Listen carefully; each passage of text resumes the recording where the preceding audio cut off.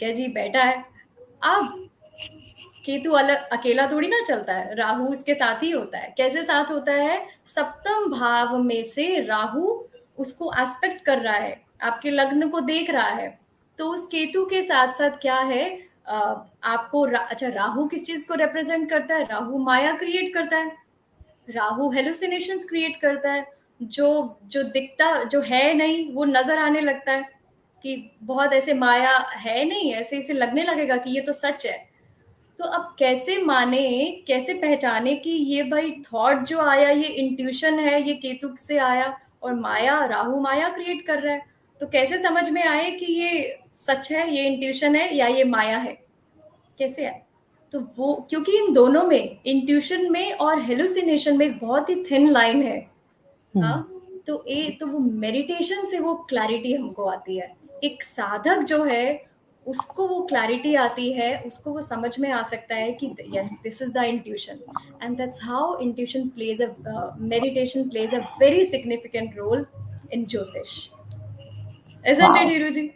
Definitely, definitely, Simi ji, you said it absolutely right. Spirituality के लिए गुरु और केतु बहुत ही इंपॉर्टेंट प्लैनेट्स हैं। करेक्ट। जैसा कि अभी अभी सिमी जी ने बताया, केतु इज हेडलेस। केतु का सर नहीं है। सर नहीं है मतलब मिस्टेक्स का चांसेस है, प्रॉब्लम्स का चांसेस है, बुद्धि नहीं है उसका चांसेस है। But at the same time वो राहु से अफेक्टेड है। लेकिन अगर उसके साथ गुरु का साथ है तो वो मोक्ष कारक प्लैनेट हो सकता है। गुरु का गाइडेंस है तो वो हमें स्पिरिचुअलिटी की ओर बढ़ा सकता है, ध्यान की ओर बढ़ा सकता है। सेम टाइम अगर हेड नहीं है तो वो पॉपअप, वो जो इंट्यूशन है वो हमें पता नहीं वो कहाँ से आता है। तो केतु वो है जो हमें पता नहीं है कहाँ से आ रहा है, लेकिन वो है। सेम हमारे साथ होता है मेडिटेशन में। या हम जब मेडिटेशन करते हैं तो हमें पता नहीं हम कहाँ जा रहे हैं, लेकिन वो एक ट्रांस का फीलिंग है, वो तूर्य अवस्था का फीलिंग है जो हमें केतु और गुरु ले जाते हैं। अभी अगर हम सिर्फ केतु की बात करें तो जैसा उसने सिमी जी ने बताया, वो एक नेगेटिव प्लैनेट है। या लेकिन गुरु के साथ से वो मोक्ष कारक बन जाता है। साथ ही साथ केतु हमें इंट्यूशन एबिलिटीज देता है, मैथमेटिक्स में शार्प बनाता है, साइंटिस्ट बनाता है, और साथ ही साथ स्पॉन्टेनिटी भी देता है। ट्रू। मिस्टीरियस एक्टिविटीज भी अगर हम बात करें तो वो हम केतु से देखते हैं।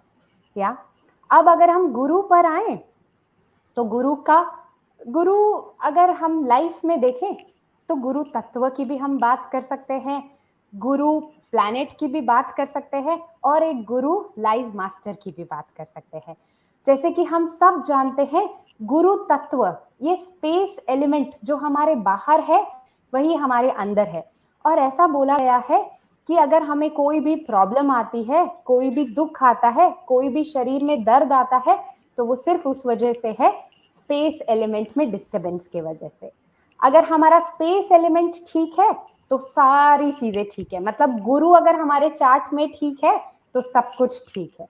ऐसा बोला गया है कि गुरु एक ऐसा ग्रह है, सबसे बड़ा ग्रह है। वैसे भी हम सब जानते हैं कि सोलर सिस्टम में सबसे बड़ा ग्रह गुरु है, जिसके सामने राजा, the king of the solar system, Surya भी झुकता है। करेक्ट। और बाकी के सारे जो हमारे प्लैनेट्स हैं वो भी गुरु से दोस्ती रखना चाहते हैं, या गुरु का साथ देते हैं, या वो भी गुरु से झुक कर चलते हैं। या so Guru is not only a planet of sattva, positivity, blessing, bhagya, but Guru is really a very important tattva, aspect, planet in our whole chart, in our whole life. अगर हम ऑकल्ट साइंस की बात करें तो वो भी केतु और गुरु से ही आता है। यानी कि ज्योतिष का ज्ञान भी अगर हम बोले तो उसी से आता है। अब अगर हम गुरु को और डिटेल में देखें, महर्षि ऋषि पाराशर जी ने बताया है कि सारे प्लैनेट्स जो हैं वो जीव है। या तो जैसा कि अभी सिम्मी जी बता रही थी थोड़ी देर पहले कि सारे प्लैनेट्स हमें अपनी ओर पुल करते हैं। तो उस पुल से हमको मेलेफिक इफेक्ट से अगर कोई बचा सकता है तो वो गुरु है। या तो इसीलिए हम मेडिटेशन जब करते हैं तो गुरु और केतु, मेडिटेशन उस ट्रांस में उससे हमें मुक्ति दिला सकते हैं। अगर हम चार्ट में देखें तो गुरु हमारे 5 स्थानों के कारक है। सबसे पहले अगर हम देखें तो सेकंड हाउस, जहां से हम हमारा खाना, हम हमारा धन स्थान, हम हमारा वाणी स्थान, वो सब कुछ गुरु से आता है। अगर हम हमारे त्रिकोण की बात करें तो 5th हाउस और 9th हाउस जो हमारा मेन सपोर्ट सिस्टम है, जिसपे हमारा जीवन निर्धारित है, वो 5th हाउस के कारक भी गुरु हैं। अब 5th हाउस में क्या क्या आता है? हमारा मंत्र आता है, हमारा भाग, हमारा पूर्व पुण्य आता है, और साथ ही साथ इधर हमारा, हम ऐसे बोलते हैं ना कि मुझे ऐसा गट फीलिंग आ रहा है, तो वो कहाँ से आता है? वो भी 5th हाउस से आता है। या सो 5th हाउस में हमारी ये सारी चीजें हैं। फिर अगर हम 9th हाउस पर आए तो वो हमारा भाग्य है, हमारा फ्यूचर है। 5th हाउस हमारा पूर्व पुण्य है, हमारे बच्चे हैं जो जो हम आगे की ओर है। और जो हमारा 7th हाउस 9th हाउस है वो हमारा पिता है, जो हमारे हमारे पास्ट में थे, लेकिन वो हमारा भाग्य, हमारा आगे क्या होने वाला है, वो भी हमारे गुरु से आते हैं। इसका मतलब है कि हमारे आगे की संतान और हमारी पिछली पीढ़ी, वो सब कुछ भी गुरु पे डिपेंडेंट है।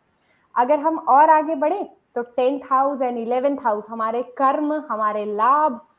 10th हाउस से हमारे कर्म, बेसिकली और भी बहुत सारे कारक ग्रह हैं 10th हाउस के, बट गुरु भी एक कारक है। और मेनली लाभ और मोक्ष स्थान 12th हाउस, जो हमारे गुरु के कारक है। जैसा कि मैंने अभी बताया कि जब हम मेडिटेशन में बढ़ते हैं तो ऐसा बोला गया है, योग का एक सिद्धांत है, मेडिटेशन जब हम करते हैं तो जो दुख हमारे जीवन में अभी आया भी नहीं है, हेयम दुखम अनागतम, मेडिटेशन करके हम इतने सारे हाउसेस पे इफेक्ट तो करते हैं। हम देखेंगे आगे, सिमी जी हमें बताएंगे कि कैसे हमारे डिफरेंट डिफरेंट हाउसेस पर इफेक्ट है गुरु का, केतु का, मेडिटेशन का।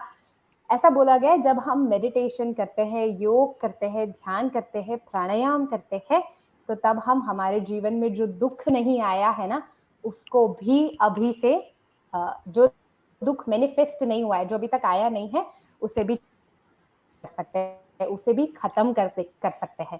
सिमी जी, मैं हमेशा ये ऑब्जर्व करती हूँ कि हम जैसे एस्ट्रोलॉजर्स के पास वही लोग आते हैं जिनके जीवन में कोई प्रॉब्लम है या कोई दुख है, और वो हमसे एक्सपेक्ट करते हैं कि हम उन्हें रेमेडी बताएं।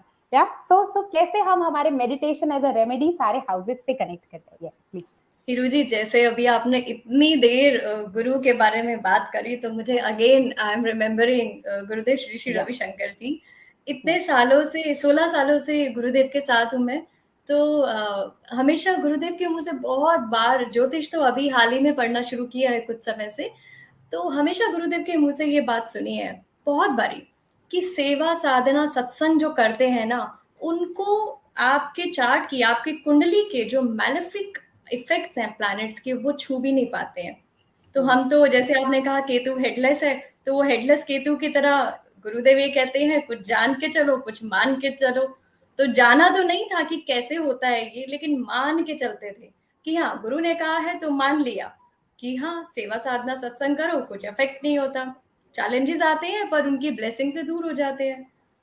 आश्चर्य की बात ये है, जब मैं आलोक जी के संपर्क में आई और ये पढ़ना शुरू किया, तो मैंने देखा कि ये सब तो सच में बहुत साइंटिफिक है। ये तो हमारी कुंडली में भी लिखा हुआ है ऐसा सब। जैसे इन 12 भावों में से 3 भाव ऐसे हैं हमारे, छठा भाव, 8वां भाव और 12वां भाव, द्वादश भाव। ये 3 भावों को कष्ट का स्थान कहा गया है। जितने भी ऑब्स्टेकल्स हैं, प्रॉब्लम्स हैं, चैलेंजेस हैं, ये सबसे ज्यादा इन 3 स्थानों से हमें आती है। तो छठा भाव जो है, छठा भाव हमारा बोलते हैं षट रिपु है ना? तो शत्रु का स्थान है, शत्रु हमें यहीं से आते हैं, रोग हमें यहाँ से मिलता है, मद, मत्सर, अहम, लोभ, तो ये सारा कुछ हमें छठे घर से मिलता है।